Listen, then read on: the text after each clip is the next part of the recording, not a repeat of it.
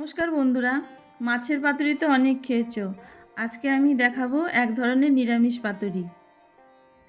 প্রথমে কয়েকটা কাজু, 1 চামচ সাদা সর্ষে, 1 চামচ কালো সর্ষে, 1 চামচ পোস্ত, অল্প নারকেল কোড়া, কয়েকটা কাঁচা লঙ্কা একসাথে বেটে নিয়েছি।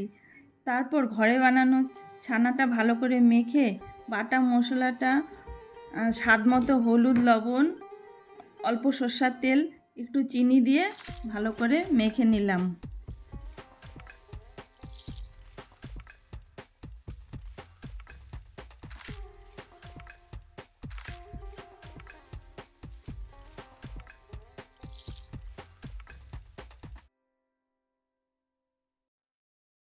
তাওয়ার উপরে কলা পাতাটা একটু এপিট ওপিট করে সেঁকে নিলাম। এবার পাতার উপরে 2 চামচ ছানা ভরে একটা কাঁচা লঙ্কা দিয়ে সুতো দিয়ে ভালো করে বেঁধে দিলাম।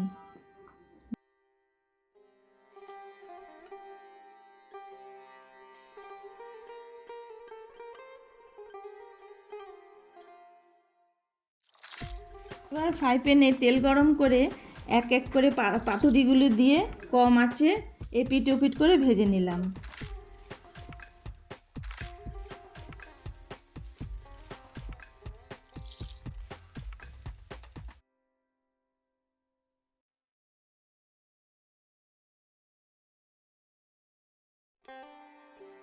তৈরি হয়ে গেল ছানার পাতুরি।